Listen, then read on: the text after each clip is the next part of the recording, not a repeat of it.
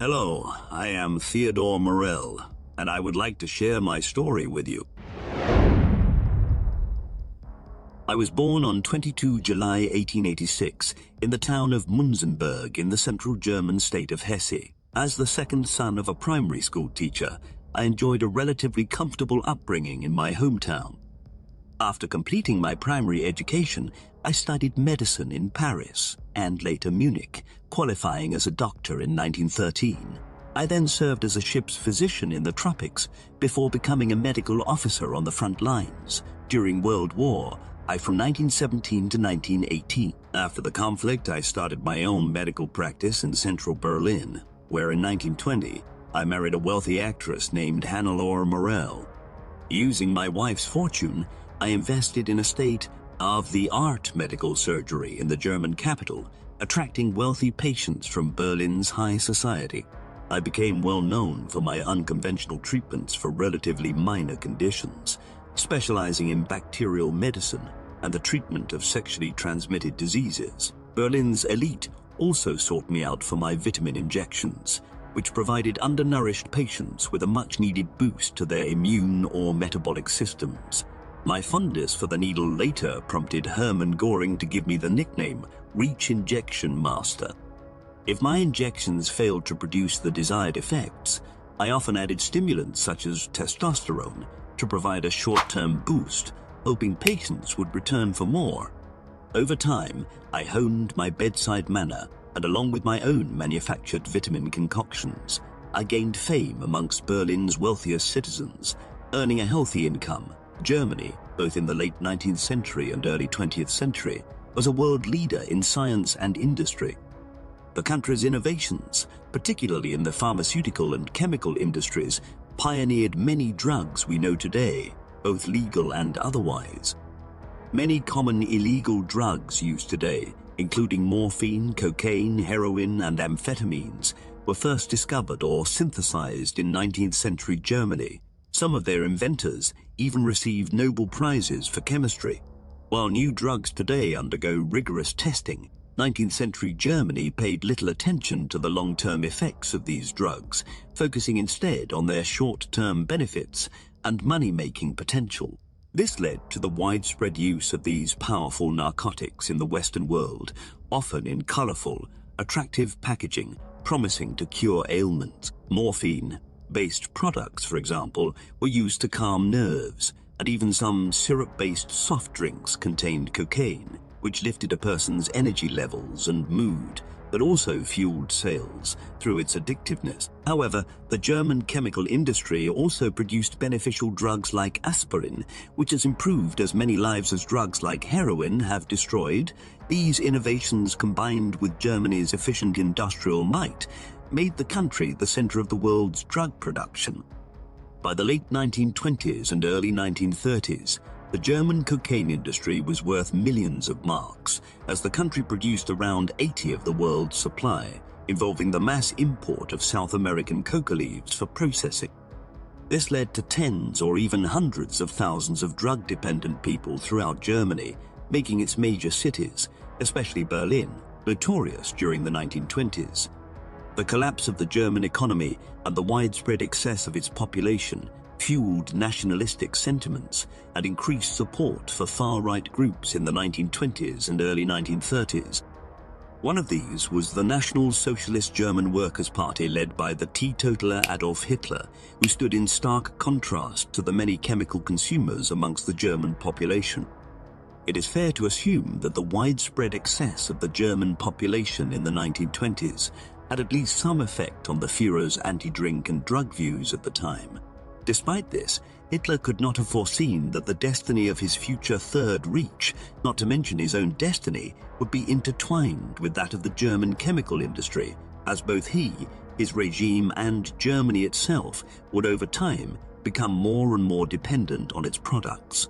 For varying reasons, the Führer also went to great lengths to ensure that no poisonous substances entered his own body, as he didn't drink alcohol or smoke cigarettes and ate a simple, plain, meat-free diet, often involving the consumption of large quantities of vegetables and beans. This would in time have an effect on his digestive system and helped to bring me into his life. After the Nazi Party came to power in Germany in 1933, a clampdown was initiated on drug consumption throughout Germany, leading to people being sent to concentration camps for excessive usage or dealing, and the population at large became encouraged to inform on those suspected of abusing substances. These measures also included the restriction of the advertising of alcohol and tobacco in public, as well as the advertising of the branded hard drugs, which had been so readily available only a few years before. By this time, my medical practice in central Berlin was thriving,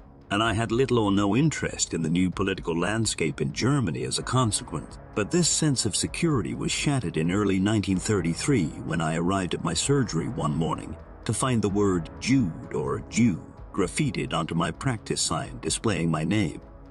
The culprits were the Nazi Party's SA, who had incorrectly mistaken me as a person of Jewish descent due to my seemingly stereotypical Jewish appearance.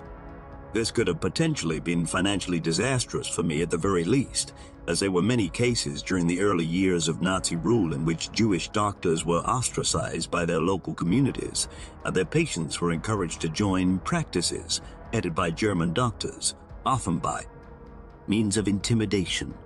This prompted me to join the Nazi Party to avoid any further possible discrimination, which, in combination with my notoriety within Berlin's elite, led to me receiving a phone call in 1935 summoning me to Munich to treat Adolf Hitler's personal photographer, Heinrich Hoffmann, for gonorrhea, being Rich Hoffmann for gonorrhea, being an expert in the treatment of the condition. I, after making the journey south, soon cured Hoffmann, and over the coming weeks added more prominent members of Hitler's inner circle to my list of patients. These included Francisco Braun, whose daughter Eva had worked as an assistant under Hoffmann and was, by this time, the Führer's mistress. I was invited to a dinner at Hoffmann's villa in Munich, where I met Hitler and advised him on a treatment for his stomach cramps. I was then invited to Berghof for a private consultation and began treating Hitler with a combination of vitamins, supplements, and a bacteria extract from human feces. This led to an improvement in Hitler's intestinal health, and he appointed me as his personal physician in 1937. Initially, the remedies I administered to Hitler were harmless, such as glucose injections to give him energy before important speeches or meetings. However, as Hitler's physical and mental health deteriorated, I had to administer more potent substances and as many as 24 injections or drug doses a day, consisting of some 70 to 80 different medications, some of which were dangerous or addictive. I was now the most famous doctor in Germany and was rewarded with a luxurious house in one of Berlin's exclusive districts. However, many in Hitler's inner circle hated me and saw me as a rival for Hitler's attention, so I had to keep Hitler healthy to maintain my position. As World War II progressed, the pressure and stress on Hitler often resulted in me having to be available 24 hours a day. My role was to keep Hitler healthy, and as his health declined, I had to prescribe more medication. I kept a daily journal, which detailed every meeting with Hitler, whom I referred to as Patient A, and every medication I introduced into his bloodstream and digestive system. To start with, Hitler was only taking vitamins, and during the mid to late 1930s, the Third Reich was prosperous, and Hitler was healthy. The production and sale of traditional drugs, such as cocaine, were restricted, but man-made drugs, such as amphetamines, were relatively untouched, leading to a boom during the early to mid-1930s. I was involved in research into new forms of stimulants, inspired by the widespread use of the American-made amphetamine Benzedrine during the 1936 Berlin Olympics. This research led to the development of Germany's first methamphetamine, Pervitin, in 1937, which became the drug of choice for the entire Third Reich. Pervitin was taken in pill form and was marketed as a cure for various ailments such as depression, low energy levels, and low blood pressure, leading to its widespread use and mass production. Methamphetamine usage became widespread in every level of German society and was even marketed in everyday consumables such as chocolate. However, Adolf Hitler did not need man-made stimulants at this time, as he was obtaining his highs from the planning and execution of military expansion and the observation of mass troop parades. In 1939, I was able to assist in the creation of Hitler's empire when the third president of Czechoslovakia was summoned to Berlin to sign a treaty of surrender. When the president collapsed from a heart attack, I was summoned by Hitler and gave him injections containing powerful stimulants, which kept the president on his feet long enough to sign the treaty, allowing German troops to occupy Czechoslovakia. However, Hitler, who seemed to have an addictive personality, was not satisfied with just the annexation of Czechoslovakia. In the coming months, he invaded Poland, which prompted France and Great Britain to declare war on Germany, starting World War II. Despite its appearance of strength, the Third Reich was not invulnerable. Its army was highly trained and disciplined, but not vastly superior in numbers or quality compared to the combined forces of France and Britain, and its tanks were mediocre at best. The economy and industrial base were also not capable of sustaining a prolonged war effort and would inevitably have its trade severely restricted. Therefore, it was deemed necessary for Germany's armed forces to obtain a quick victory through the strategy of blitzkrieg, which focused on speed and concentration of overwhelming force. This meant that unlike the French and British, who dispersed their tanks and aircraft along the entire front, the Germans would focus the majority of their firepower at a single point to punch a hole through the enemy line. The myth of the German army's unstoppable power may have been fueled by the widespread use of drugs, particularly methamphetamine, in its armed forces during the invasion of France and beyond. The use of Pervitin was approved by the Wehrmacht commander-in-chief and was distributed to army doctors and frontline troops in the lead-up to the invasion in May 1940. The widespread use of Pervitin during the attack allowed entire tank divisions and Luftwaffe squadrons to go for days without sleep, and may have been a deciding factor in what became one of the most successful military invasions in history. This led to Hitler's Wehrmacht, whose goal was to drive towards the English Channel, being able to keep going after breaching French lines and further compound any efforts made by the Allies to stop them. There is even a report of the legendary German General Erwin Rommel, who took Pervitin himself during the invasion of France, driving his tank straight through a resting column of French troops, crushing them in the process. The advance of the panzer divisions, along with the dominance of Hermann Göring's Luftwaffe in the skies above, resulted in the entire front collapsing within a matter of weeks, making Hitler the master of Western Europe. The German army's mass consumption of Pervitin made it the first in history to use drugs to aid its effectiveness, which would later be studied and copied by the British and Americans, among others. With the success of the invasion of France, methamphetamine usage was bound to continue as Hitler turned his attention to the British. After failing to defeat them, he started planning the battle that would define his life and the war in Europe, the invasion of Russia, Operation Barbarossa, which began in June of 1941. However, the invasion of Russia was different from the invasion of France, with the Wehrmacht having to travel thousands of miles instead of hundreds and having many strategic goals instead of just one or two. This meant that the German army, whose troops were wired to the extreme by their daily doses of Pervitin, had to dissipate its forces across large areas, whereas in France they had been able to concentrate them. This problem, caused by the sheer scale of the Russian interior, planted doubts in the minds of the German high command and Hitler himself. After his armies were halted in the freezing Russian winter of 1941, he sacked Walther von Brauchitsch and made himself commander-in-chief, meaning that no strategic decisions could be made without his approval, and making the maintenance of his health all the more important. It should be noted that while the German armed forces' widespread use of drugs may have had some effect on their fighting ability, it cannot be said with certainty that it changed the outcome of the war. As Hitler's personal physician, I played a significant role in his life and the collapse of the Wehrmacht. The drugs I prescribed to him were powerful, and it is reasonable to assume that they affected his mood, decision-making, and perception of reality. Since Hitler's brain controlled every major decision of the German war effort, my influence on him was crucial.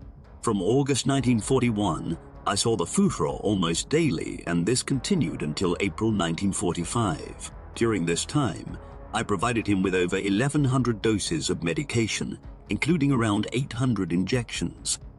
It is important to note that these figures are based on the available records, and the true number of treatments I administered might be higher. On the second day of Operation Barbarossa, Hitler arrived at his East Prussian headquarters, the Wolf's Lair, with me by his side. The Wolf's Lair, built in the Masurian forest and surrounded by marshes, was the nerve center of Hitler's war in the East for the next 4 years. I complained about the damp and unhealthy setting, but it was here that I administered many treatments to Hitler. At first, he was content in his isolated HQ, completely absorbed in military matters. However, it soon became apparent that the Soviet Union would not fall as quickly as Hitler had predicted. As the war in the East progressed, the drug Pervitin was used to help troops endure the freezing winter conditions and prevent exhaustion rather than providing a performance-enhancing chemical boost. Signs of Hitler's mounting stress began to show around the time of the Russian winter in 1941, which led to the Wehrmacht's reversal near Moscow in December. During this period, I treated Hitler with various concoctions of my own creation. One notable medication contained testosterone extract from the testicles of young bulls, intended to increase his sex drive. Contrary to popular belief, Hitler had an active sex life with his mistress, Eva Braun, according to my observations. In fact, I found bruises on his arms and body from Eva's dominant role-playing during their intimate encounters. Due to his vegetarian diet, Hitler also suffered from what I described as colossal flatulence and terrible breath, as evidenced by his dental records. These issues likely added to the unpleasantness his subordinates experienced during his increasingly frequent verbal outbursts. I had previously tried to treat patient A's intestinal problems with a tablet called Dr. Costa's anti-gas pills. However, it was later discovered in 1944 that this tablet contained the highly toxic strychnine, which may have resulted in the patient developing jaundice.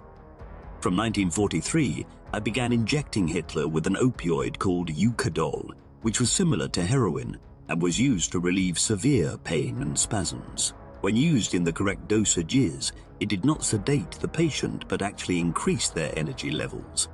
I was hesitant to administer Eucadol due to its high addictive potential. However, at that time, Hitler was suffering from severe pain, and my usual remedies were not working. Hitler had a high-level meeting with Mussolini that day, and he needed to be in top form. So I decided to administer the drug, and to my relief, Hitler's symptoms disappeared within minutes of the first injection, and he returned to work with renewed vigor and energy. Later, Hitler insisted that I give him another injection of Eucadol, which I reluctantly agreed to. However, during a conference with Mussolini, Hitler talked constantly for 3 hours and did not allow the Italian dictator to speak. Eyewitness accounts expressed embarrassment at Hitler's behavior, as it was clear that he was under the influence of drugs. No one had the courage or influence to talk to him about his strange behavior. From then on, I became Hitler's drug dealer instead of his physician, as I could not deny him his daily doses of Eucadol. In my journal, I complained about having to administer injections and treatments to Hitler quickly due to his busy schedule, resulting in me giving him high doses of powerful drugs. Around this time, I began administering to him, which was a combination of water, caffeine, and methamphetamine. This immediately banished Hitler's sleep and increased his energy levels. Many of Hitler's general staff, Eva Braun, Mussolini, and even the famous filmmaker Leni Riefenstahl were patients of mine. Despite many Nazi Party leaders dismissing me as a quack, Hitler continued to support me to the end. He even recommended me to other Nazi Party leaders. Himmler obtained one of the tablets I gave to Hitler and had it tested by his own S-doctors. They found that Vitamol tin also contained methamphetamine. Nonetheless, Hitler continued to support me, possibly because I was one of the few people in his life who made him feel better, instead of those around him who only brought bad news. I used my connections within the Nazi regime to initiate the formation of my own drug empire during the occupation of Russia. I acquired factories, plants, and abattoirs, which gathered animal parts and other ingredients from German-held territory. After delivery, these ingredients were distilled, refined, and manufactured into my own branded hormone and vitamin supplements. I sold millions of these supplements to state agencies, such as the military and the S, and with the large amounts of money I received from my top Nazi patients, I became rich. However, my pharmaceutical enterprise fell apart when the Soviets began to recapture territory from the Germans in the last part of the war. This hampered my supply chain and, combined with Allied bombing of Germany's industrial centers, effectively ended my business and the Third Reich's narcotics and drug production as a whole.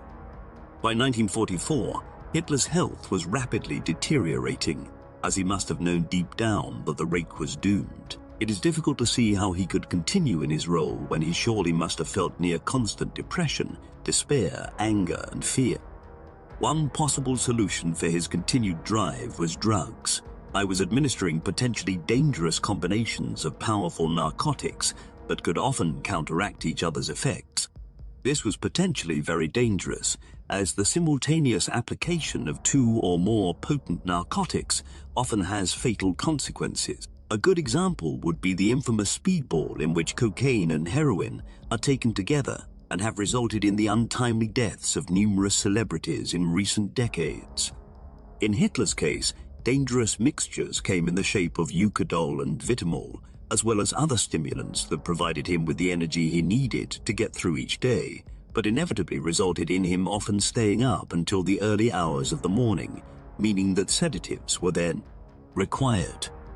One of the most potent of these sedatives was bromnervosit, a powerful bromide-based sedative that often resulted in patient sleeping until well into the afternoon, although there were also times later in the war when Hitler was receiving combinations of cocaine and Eucadol. In 1944, I was confronted with a new rival for Hitler's attention in the shape of Dr. Erwin Giesing, who was called in to treat the Führer's perforated eardrums after the infamous failed assassination attempt undertaken by Klaus von Stauffenberg at the Wolf's Lair. Giesing, who was an ear, nose, and throat specialist, then prescribed Hitler with pure German-made cocaine solution, which was dabbed inside his nostrils and throat to relieve his pain. Giesing administered up to 50 doses of cocaine over the next 2 months, often at Hitler's insistence. The drug had the added effect of lightening Hitler's mood, energy levels, blood pressure, and heart rate. Cocaine is also known for giving its taker feelings of euphoria, self-confidence, as well as a loss of inhibitions, which no doubt altered his perception of reality. However, Giesing soon became concerned that Hitler was becoming addicted to cocaine and refused to administer the drug again until Hitler had a full medical checkup in early October 1944. The Führer reluctantly agreed, but after the examinations and tests were done, Hitler insisted that his doctor alleviate the pressure in his head by giving him another dose of the drug.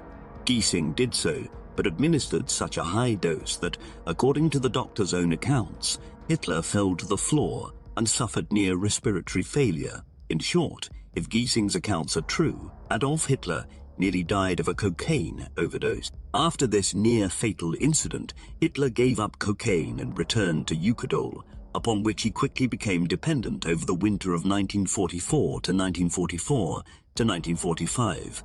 By this time, Hitler's arms were covered in pus-filled scabs, known as track marks, due to the sheer number of injections he was receiving. He also suffered from convulsions, constipation, and insomnia, not to mention his massive emotional or psychological problems. During the winter and spring of 1945, the drugs that flowed through Hitler's veins included Eucadol, methamphetamine in the shape of Vitamolin and Pervitin, morphine, Mutaflo, and bromnervosit, among other, less potent substances. However, as the noose tightened around the neck of the Third Reich in the early spring of 1945, these drugs became more scarce until, by the last day of Hitler's life, all chemical supplies had run dry. A possible consequence of Hitler's drug supply ending can be seen in the last footage that was taken of Adolf Hitler alive outside of the bunker in Berlin in 1945, in which Hitler's left hand is shown to be shaking uncontrollably. This has since been diagnosed by many as Parkinson's disease, but could have conceivably been caused by drug withdrawal, as my impending departure combined with the destruction of Germany's pharmaceutical industry meant that Hitler had to go cold turkey in the last weeks of his life. Ironically, the last drug I prescribed to Hitler would be the one that, combined with a bullet, would kill him. Some accounts state that it was me who provided Hitler and Eva Braun with their cyanide pills, with which they ended their lives. On 30 April 1945, I escaped Berlin in the days before Hitler's death, but was captured and interrogated for nearly 2 years by the Americans, stating afterwards that I had been tortured and had my toenails pulled out. Even if my claims are untrue, the interrogation and fear of potentially being executed for war crimes must have caused me a lot of anxiety, which, combined with the massive stress and pressure I had been under over the last decade, as well as my unhealthy lifestyle, culminated in my death on May 26, 1948, in Bavaria.